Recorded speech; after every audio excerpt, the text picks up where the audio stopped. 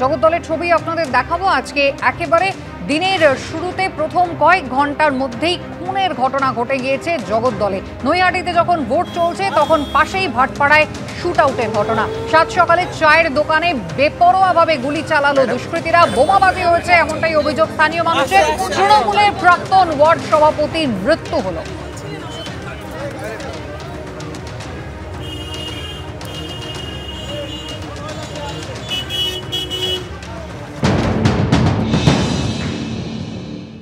কেন্দ্রীয় বাহিনীর ঘেরাটোপে নৈহাটিতে চলছে উপনির্বাচন। তার ঠিক কাছেই জগদ্দল থানার অন্তর্গত ভাটপাড়া পুরসভার অন্তর্গত যে জায়গায় আমরা দাঁড়িয়ে আছি, গুলি চালানোর ঘটনা ঘটলো এবং তাতে মৃত্যু হলো তৃণমূলের এক কর্মীর।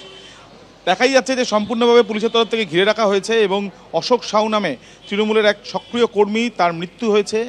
যে চায়ের দোকানে আমরা দাঁড়িয়ে রয়েছি, এই শাটার এখন নামানো রয়েছে, এই শাটারের ভেতরেই কিন্তু বসেছিলেন অশোক সাউ এবং তার সঙ্গে আরও বেশ কয়েকজন।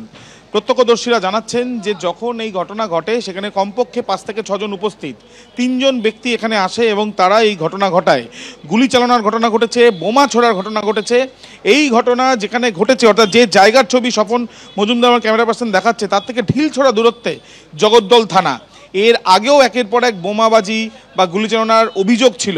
তারপর দেখা যাচ্ছে যে দিনে দুপুরে বা বলা যায় একেবারে দিনের আলোতেই এই ঘটনা ঘটেছে এবং যখন এখানে ঘটেছে অত্যন্ত জনবহুল অঞ্চল, তার ঠিক পাশেই, স্বপনকে বলবো একবার দেখানোর জন্য, যে জায়গায় আমরা দাঁড়িয়ে রয়েছি তার ঠিক পাশেই এখানে রয়েছে জুট মিল এবং জুট মিলের কর্মীরা ঠিক সেই সময় 9:30 কিছু আগে এই জুট মিলে কিন্তু তারা তাদের কাজ করতে আসেন। পাশেই রয়েছে বাস স্ট্যান্ড, যে বাস স্ট্যান্ডে সাধারণ মানুষ বাস ধরার জন্য অপেক্ষা করেন। তারও পাশে তৃণমূল কংগ্রেসের একটি ইউনিয়নের অফিস রয়েছে, যে অফিসটা যদিও এখনও পর্যন্ত ভেঙে ফেলা হচ্ছে, তার কারণ রাস্তা সম্প্রসারণের জন্য। এই এত জনবহুল এলাকা, সবসময় এখান থেকে সাধারণ মানুষ যাতায়াত করেন। সামনেই রয়েছে বাজার, সেখানেই পাশে এই চায়ের দোকান বা চায়ের ঠেক, সেখানে চললো গুলি এবং তাতে মৃত্যু হলো এক ব্যক্তির। ইতিমধ্যে পরিবারের তরফ থেকে কিন্তু গোষ্ঠীদ্বন্দ্বের দিকে ইঙ্গিত করা হচ্ছে। বেশ কয়েকজনের নাম পুলিশকে পরিবারের তরফ থেকে বলা হয়েছে এবং চায়ের দোকানের ভেতরেও কিন্তু বোমা সেটা পাওয়া গিয়েছিল, পুলিশের তরফ থেকে সেটা সংগ্রহ করা হয়েছে।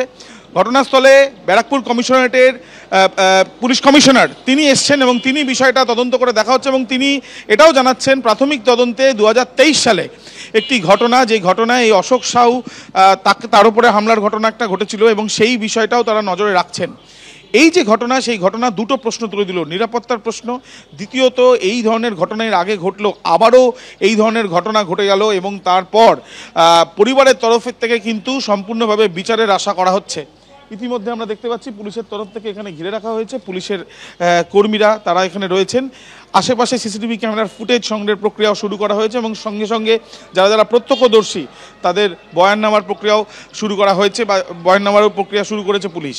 সব মিলিয়ে এই সম্পূর্ণ ঘটনা কিন্তু এলাকায় যথেষ্ট চাঞ্চল্যের পরিস্থিতি তৈরি হয়েছে।